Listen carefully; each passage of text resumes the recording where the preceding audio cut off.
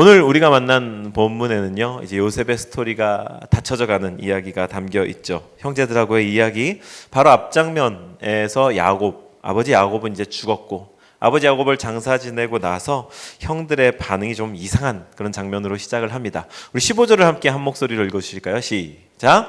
요셉의 형제들은 아버지를 여의고 나서 요셉이 자기들을 미워하여 그들에게서 당한 온갖 억울함을 안 갚으면 어찌하나 하는 생각이 들어서, 이거 뭐라 해야 될까요? 좀 밴댕이 소각tak지 같다고 하기, 그것도 좀 안 맞기도 하고, 뭐 좀 옹졸하다고 할까, 그것도 좀 안 맞고. 근데 어쨌든 마음 안에 꽁꽁 싸매고 여태까지 갖고 있었던 어떤 감정이 이제 불쑥 올라오는 겁니다. 그게 아버지 때문에 막혀 있었던 건데, 아버지의 존재가 사라지자 불쑥 올라온 건데, 요셉이 이미 용서했음에도 불구하고 용서받지 못한 채로 살아왔던 모습, 그게 오늘 실체가 드러나게 된 거죠. 그러니 좀 안타까울 지경이기도 합니다. 이 얼마나 안타까운 오해인가. 용서했는데, 용서한 사람 있고 용서한 사건이 있는데 용서받은 사람이 없는 이 안타까운 광경. 근데 문제는요, 이게 비단 이 수천 년 전에 요셉의 형제들만의 이야기가 아니라는 데에 있습니다. 이 이야기는요, 오늘날 우리들의 이야기이기도 한데요. 우리의 모습이 오늘날 어떤가요? 우리도 역시 오늘날 아주 많은 신앙의 언어들로 예수님이 당신을 용서하셨습니다 라고 하는 문장을 듣습니다. 예수님이 당신을 받아들이셨습니다. 우리 방금 전에만 해도 노랫말로 그리스도 안에서 나를 받아들이셨네, 특별한 존재입니다, 이렇게 노랫말로 했거든요. 그런데 정말 여러분 이 말씀을 믿나요? 예, 감사합니다. 설교 끝. 근데 우리가 이 말씀을 정말 믿고 살아간다고 이렇게 자신감 있게 대답할 때가 있는가 하면 또 그렇지 못할 때도 있단 말이죠. 그리고 정말 이렇게 따져 물으면 이 대답을, 목사님 뭘 원하는 거지? 내가 이거 맞다고 해도 되나? 내가 어딘가 죄 있는 것도 들춰내는 거 아니야? 이런 불안감들도 올라오면서 우리가 이 답변을 늘 대답하기 주저하는 모습을 갖고 있습니다. 정말 용서받았는가? 그것에 대해서 어떤 찬양의 가사처럼 주님만으로 만족한가? 그렇지 않으면 왜 그러고, 우리는 주님만으로 만족하기엔 필요한 게 너무 많고 욕심나는 것도 좀 많고, 요 정도도 주님이 안 봐주실까라고 하는 죄책감 같은 마음들도 들고, 우리는 그런 생각으로 살아가는데, 즉 모두 형제들처럼 용서받았음에도 불구하고 용서받지 못한 사람처럼 불편감을 가지고 살아가고 있는 사람들 아닌가, 문제 제기를 해보는 거란 말이죠. 그게 왜 그럴까 생각을 해보니까 제가 보기에 이게 여기서 여기까지 안 와서 그런 것 같다라는 생각이 들었습니다. 제 모션을 보셨나요? 여기에서 머리에서 가슴까지, 이거 좀 흔한 비유 아닙니까? 세상에서 가장 먼 거리가 어딘가라고 어떤 사람이 물었더니 아주 지혜로운 사람이 그렇게 대답했다는 거죠. 머리에서 가슴까지입니다. 세상에서 가장 먼 거리가 생각한 것, 듣고 이해한 것에서 가슴 절절히 끓어오르도록 확 가슴에 불이 붙기까지 내려오는 이 거리가 어느 누군가는 평생 걸리기도 하고, 수년 걸리는 사람은 짧은 거예요. 십수년, 수십 년 걸리기까지. 가장 단순한 예로 우리가 뭐 있습니까? 결혼하고 자녀들을 낳아보고 살아보면서 그때 엄마가 나한테 하는 말 들을 걸. 여기서 여기까지 내려오는데 수십 년 걸린 거죠. 그때 선생님 하신 말씀 들을 걸. 그때 누가 했던 얘기 들을 걸. 그게 말하자면 비유컨대 여기서 여기까지 내려오는데 걸린 시간인 겁니다. 그런데 신앙에 있어서도 주님이 당신을 사랑하십니다, 주님이 당신을 용서하셨습니다 라는 말을 우리가 수도 없이 귀에 못이 박히도록 듣는데, 그게 가슴에 딱 도착해서 확 불이 붙기까지는 아주 먼 거리, 먼 시간, 많은 사건들을 필요로 하는 것이다. 그래서 오늘 머리에서 가슴까지 내려오는 데에 가뜩이나 오래 걸리는데 장애물들이 몇 가지 있거든요. 오늘 저는 본문에서 그 장애물들을 발견하게 되는데, 이 본문을 통해서 딱 두 가지 장애물만 살펴보고, 오늘만큼은, 이제 오늘 이후에는 이 두 가지 장애물만큼은 훅 치워버렸으면 좋겠다. 그래서 자유케 되는 여러분들이 되시기를 주님의 이름으로 축원합니다. 그 두 가지 오해가 무엇인지 한번 저랑 살펴보시죠. 첫 번째 오해는요, 화면 보고 한번 읽어주실까요? 그래도 목사님이. 읽어주시죠. 시작. 발주림표가 있으니까 좀 이렇게 읽기가 좀 어렵죠? 이게 첫 번째 오해란 말이죠. 그래도 목사님이, 이게 무슨 소리인가 궁금하실 텐데요. 목회를 하다 보니까 가끔 신기하게도 믿는 분들께 기도 부탁을 받는 건 아주 당연한 일이고 그냥 뭐 일상 다반사입니다. 간혹 믿지 않는 분들이 기도 부탁을 할 때가 있어요. 제가 되도록 이게 기독교가 종교가 아니신 분들에게는 목사라는 거를 이렇게 얘기를 잘 안 하는데, 어쨌든 목사라는 걸 알게 된 우리 표현으로 찾는 이들께서 간혹 저희가 목사니까 그래도 나보다는 신이랑 가깝겠지, 이런 인식이겠죠. 그러니까 기도 좀 해주십시오, 그런 의미인 거죠. 댁은 그래도 신을 위해서 평생 바쳤다고 하는 사람이니까 나보다는 댁을 신이 좀 더 좋아할 거 아니오. 그러니 당신이 기도해주면 신이 좀 귀 기울이지 않겠소? 이런 의미로 자기가 당한 인생의 낭패를 가지고서 기도 제목을 부탁을 합니다. 그럼 제가 어떻게 할까요? 당연히 기도해 드리죠. 그렇게 하겠다고. 그렇게 하겠다고. 진심으로 기도해 드리는데 이 기도 부탁에 저변에 깔린 의식이 뭔가요? 제가 이분의 심리를 설명해 드린 것처럼 목회자라면, 평생을 주를 위해 살겠다고 헌신하는 사람이라면 그래도 나 같은 쇳덩어리보다는 좀 더 경건하고 거룩할 것 같고 좀 더 하나님과 가까울 것 같다라고 하는 인식인 건데, 고마운 생각입니다만 이게 정말 사실일까요? 제가 더럽다는 얘기보다도 여러분, 그러니까 여러분들보다 제가 더 깨끗하거나 아니면 주님이 정말 저를 여러분들보다 좀 더 의롭게 여겨주실까요? 이거는 비단 불신자, 비신자, 찾는 이들만의 인식이 아니라 우리에게도 팽배해 있는 의식 아닙니까? 정말 목사가 기도하면 더 잘 이루어지는가? 우스갯처럼 말씀드리고 있지만 이러한 생각에 저변에 깔린 인식이 오늘 본문에서도 발견되는데요. 16절과 17절 한번 보시죠. 함께 화면을 보고 우리 빨간 글씨는 조금 더 힘줘서 읽어볼까요? 시작. 요셉에게 전가를 보냈다. 아버지께서 돌아가시기 전에 남기신 유언이 있습니다. 아우님에게 전하라고 하시면서 너의 형들이 너에게 몹쓸 일을 저질렀지만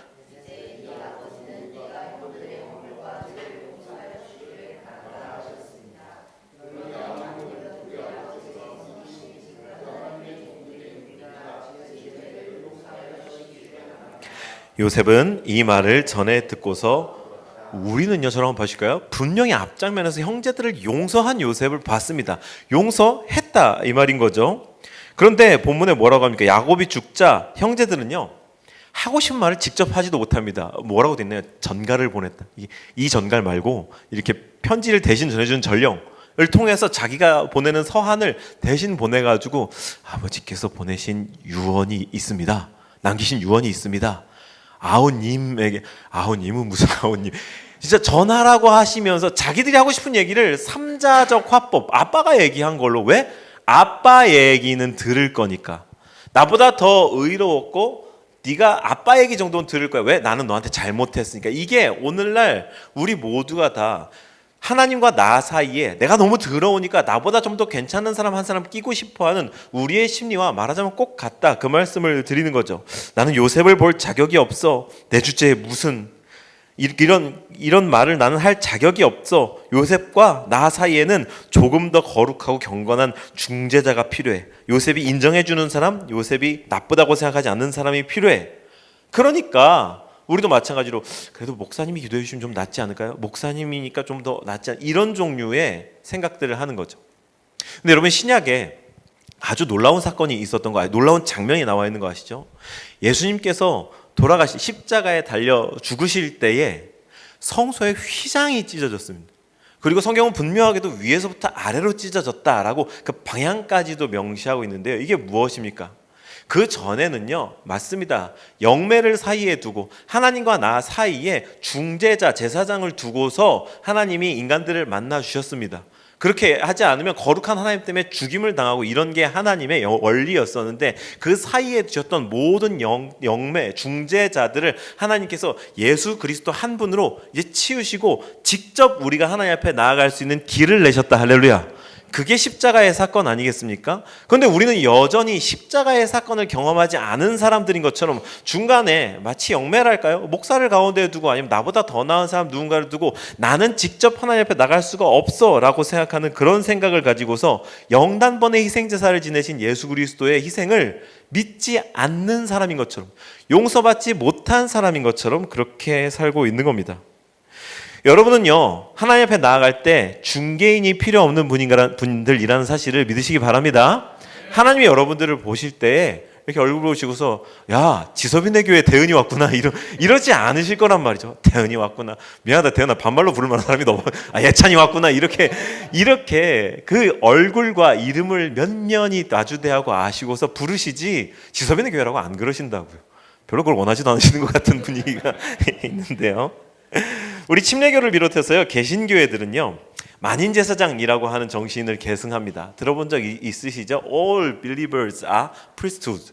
모두가 다 제사장이다. 하나님 앞에 이 중간에 누군가를 끼고 다른 제사장을 끼고 나갈 것이 아니라 모두가 다 주님 앞에 나가서 주님께서 맡기신 일을 감당해야 할 그런 사명자들이며 나아갈 수 있는 길을 예수께서 여셨다. 구약의 제사장처럼 목사가 여러분을 대신해서 종교 행위를 집례하고 여러분과 하나님 사이의 중매자가 되어 다리를 놓는 것이 아닙니다. 여러분은요, 목사를 통해서 하나님께 나아가는 것이 아니라 우리 모두를 위한 길을 예수님께서 내셨다. 이 사실을 믿으신 여러분들 되시기 주님의 이름으로 축원합니다. 목사를 사이에 두지 말라고 하는 이 당부는요, 어설픈 저의 어떤 겸손함을 흉내내려는 거나 교리의 강조가 아닙니다. 이게 하나님과 나 사이에 삼자를 두려는 이 심리의 기저에 아주 중대한 오해가 깔려있기 때문인데요, 이게 이 두 번째 오해하고 이어집니다. 그것은 바로 나는 용서받지 못했어 라고 하는 그런 생각이거든요. 이것도 한번 따라해 보실까요? 난 용서받지 못했어. 이런 생각을 오해라고 제가 말씀드립니다. 갖고 있다라는 거거든요. 우리 본문을 17절을 한번 읽어보시죠. 시작.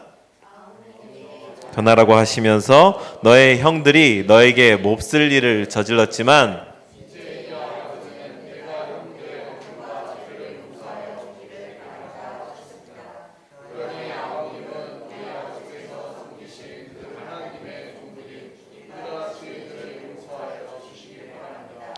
요셉은 이 말을 전해 듣고서 이걸 좀 더 길게 풀어서 말하자면요, 하나님도 나 같은 인간을 용서하실 리가 없지. 내가 나를 봐도 이렇게 형편없는데 내가 하나님이었어도 나 같은 인간까지 용서하긴 좀 그렇겠다라고 하는 자기 비하적 의식이기도 하면서 하나님에 대한 오해이기도 한, 그게 저변에 깔려있는 생각인 건데요. 보시죠.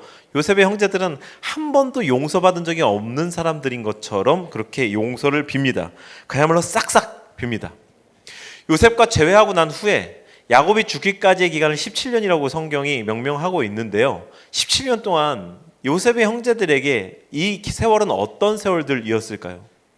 하하호호 하면서 이제 받아준 요셉과 잘 살게 된 이집트에서 아주 뭐랄까요, 겉으로 보기에는 즐겁게 누렸겠죠. 우리로 비유하자면 명절 되면 얼굴 보고 막 윷놀이도 하고 막 모여가지고 놀기도 하고 뭐 이렇게 사이좋게 지내는 듯 보이지만, 그들이 잠들 때마다 두 다리를 착 뻗고 잘 수 있었을까? 그들에게 17년은 얼마나 불안한 시간들이었을까? 아버지 돌아가시고 나면 틀림없이 날 죽일 거야. 틀림없이 나한테 해코지를 할 거야. 이런 불안감에 시달리는 쫓기는 탈옥수의 심정으로 요셉의 복수가 오늘이나 내일이나 시작될까 전전긍긍하지 않았을까? 용서했는데 용서받지 못한 사람의 실존이 이런 불안과 같은 겁니다. 근데 사랑하는 여러분, 이것은요, 사실 근거와 기준의 문제입니다. 저를 한번 따라해 주실까요? 근거와 기준. 우리는 모두 다 알고 있습니다. 대답해 보시죠. 요셉이 용서했습니까? 그죠? 요셉은 용서했습니다. 아주 단순해요. 요셉은 용서했습니다. 그러면 용서받은 겁니까? 네, 용서받은 겁니다. 용서했으니까 용서받은 겁니다. 용서의 문제는 거기서 끝난 겁니다. 이게 기준이, 초점이 용서해야 될 사람에게 있으면 심플하게 끝내는 문제인데, 그 죄를 저지른 나에게 있으면은 용서하셨을까? 아닌데 내가 죄값을 충분히 치르지 않은 것 같은데, 난 좀 더 맞아야 될 것 같은데, 이러면 기준과 초점을 나에게로 가지고 오면은 내가 그 죄를 충분히 대가를 치렀다라고 생각될 때까지는 용서받을 수 없는 인간이 되는 겁니다. 그런데 주님께서는요, 그리고 요셉은요, 분명하게도 자기에게 그 무게중심을 두고 형제들을 용서했으며 용서하고 한 번에 잊어버렸었습니다. 그런데 형제들은요, 내가 이 정도는 해야 잘못의 대가를 치르는 것 같아, 그래야 마음이 좀 편해, 뭐 이 정도 생각을 가지고서 오늘날의 우리로 말하자면요, 우리가 하나님 앞에 하나님께서 이미 용서했음에도 불구하고 하나님께서 정하신 용서를 외면하고 내가 받을 용서를 막 채우려고 하는 겁니다. 내가 용서받으려면 이 정도 봉사는 해야지, 내가 용서받으려면 이 정도 신앙생활을 해야 돼. 내가 용서받으려면 이 정도 헌금은 해야 돼. 내가 용서받으려면 이 정도 무엇은 해야 돼. 라고 하는 자기 기준, 자기 의로움의 기준을 딱 세워놓고 그걸 채우지 못하면 난 여전히 죄인. 훅 지나가는 키워드를 들으셨나요? 자기 기준, 자기의 생각. 여러분 기준이 자기가 되면은요, 그때부터 용서하는 사람도 자기가 되는 겁니다. 이게 교만인 겁니다. 우리가 용서를 대하는 자세는 그냥 받아들이는 겁니다. 18절을 한번 볼까요? 18절 시작. 곧 이어서 요셉의 형들이 직접 와서 요셉 앞에 엎드려서 말하였다. 우리는 아우님의 종이. 이거 정말 환장할 노릇 아니겠습니까? 아우님. 저는 이 호칭이 여기를 통틀어서 제일 마음에 안 들어요. 아우님의 종입니다. 세상에 이렇게 비굴하고 모양 빠지는 요즘 애들 말로 그 뭐라 그러죠? 생각했었는데 이거 꼭 써야지.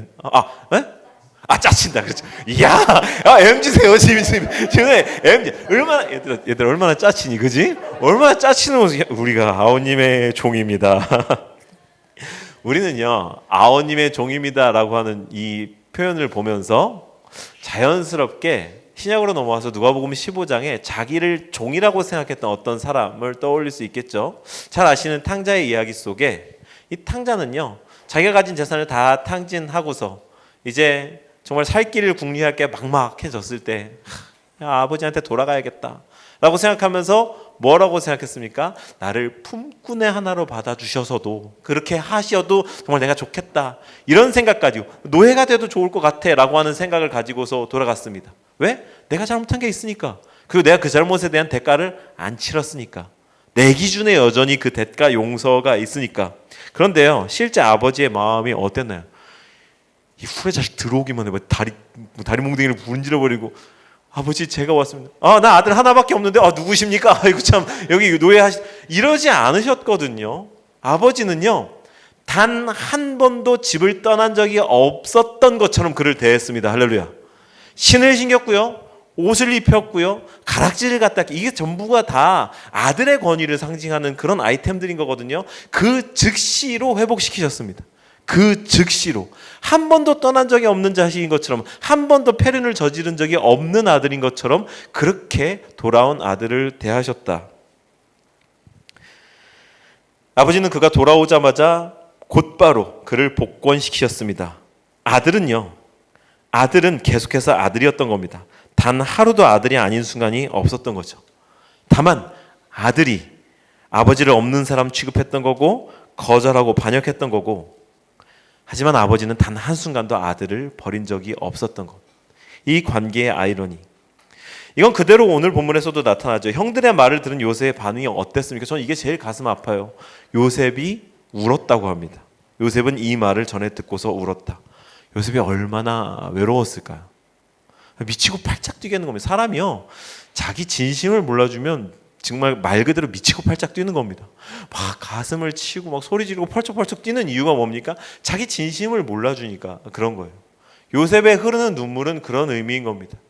여태까지 형님들을 용서하고서 우리가 17년을 이렇게 우애를 회복한, 사랑을 회복한 가정으로 살았는데 그게 다 거짓의 시간이었던 건가? 형들은 얼마나 괴로웠겠으며, 나는 얼마나 위선적인 인간이 되어 있었던 것이며, 내 용서가 얼마나 하찮게 외면되었었던 것인가? 어째서 형님들 내 진심을 이리도 몰라주시오? 사실 요셉은요, 이집트의 구덩이에서만 외로웠던 게 아닙니다. 그리고 보디발의 집에서만 외로웠던 게 아닙니다. 감옥에서만 외로웠던 게 아닙니다. 이 시간 전체가 다 외로웠던 겁니다.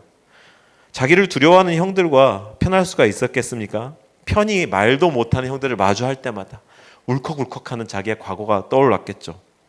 진심이 통하지 않는 그런 상황들이 결국 눈물로 터져나온 거죠.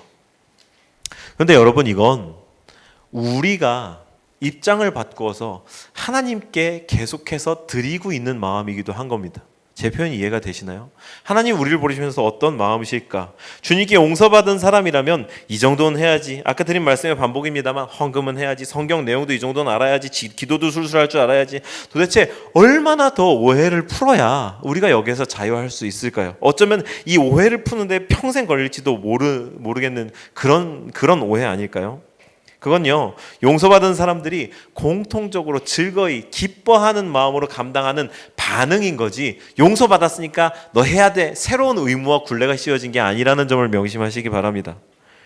용서받은 사람이라면 이 정도는 해야 돼, 억지로 멱살 쥐고 흔드는 그런 의무가 아니란 말이죠. 이것은요, 우리의 용서의 기준이 우리에게 있어서 일어나는 참사입니다. 저를 한번 따라 하실까요? 용서의 기준은 내가 아니라 하나님께 있다. 여러분들 믿으시기 바랍니다.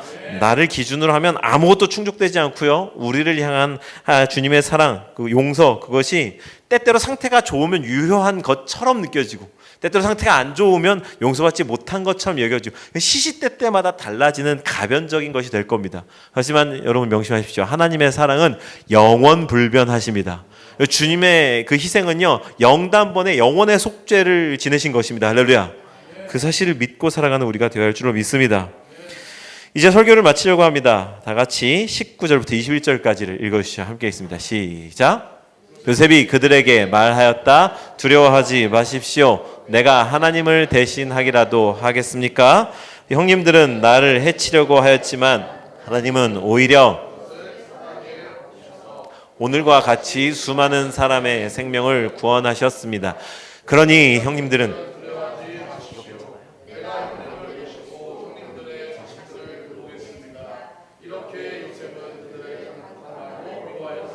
마지막 문장을 좀 보시죠. 이상하지 않습니까? 간곡한 말로 부탁했다고 되어 있는데 누가 간곡한 말로 위로했나요? 요셉이. 아니, 요셉은요, 피해자 아닌가요? 요셉은 위로 받아야 될 사람 아닌가요? 그런데 그렇게 위축되어 있고 움츠러들어 있는 형님들에게 눈물 한번 확 쏟으면서 어떻게 그렇게 내 마음을 몰라주시오 털어내고서도 다시 가서 간곡한 말로 위로하는 게 또 역시 요셉이었습니다. 사랑하는 쪽이 아픈 법이거든. 사랑하는 쪽이 아픈 법이죠. 더 사랑하는 쪽이 아픈 법. 이게 우리의 모습인 겁니다. 주님은요, 우리를 위해서 다 주시고 죽으시고 부활하시기까지 하시고 우리에게 영생을 주시고서도 그걸 믿지 않고 계속 스스로의 굴레에 가로 이렇게 사로잡혀 있는 우리를 보면서 눈물을 흘리시다가 아파하시기도 하다가 다시 와서 간곡한 말로 우리를 위로하시다가 다시 이끌어 주시면서 다시 우리에게 새 힘을 주시고자 하시는 그 예수님의 모습, 그게 이것인 거죠. 그렇다면 그 사랑에 부응하는 방법은 무엇일까? 그것은요, 그저 받아들이는 것입니다. 한번 따라 하실까요? 그저 받아들이면 됩니다. 태어날 때부터 이렇게 한번 생각해 보죠. 태어날 때부터 나는 아버지가 돌아가시고 안 계시다고 생각하고 그렇게 듣고 자랐어요. 근데 어느 날 보니까 아버지가 계셨어요. 심지어 엄청난 갑부셨어요. 그래서 어느 날 탁 갑자기 탁 나타나서 내가 네 애비다. 딱 나타나가지고 보니까 막 좋은 차 타고 막 뭐 수행원들 와가지고 막 이렇게 와가지고 나를 진짜 재벌집 아들로 내가 사실 네 애비다. 넌 내 친아들이다. 이게 다 네 거다. 이러면서 딱 줬는데 우리가 그럴 리가 없습니다. 내 아버지일 리가 없어요. 그러니까 이해가 안 되잖아, 그렇지? 그럴 리가 없어요. 내 아버지일 리가 없어. 나는 거지예요, 거지. 나는 거지가 어울리는 거예요. 묻지 마세요, 여러분. 그게 우리라니까요.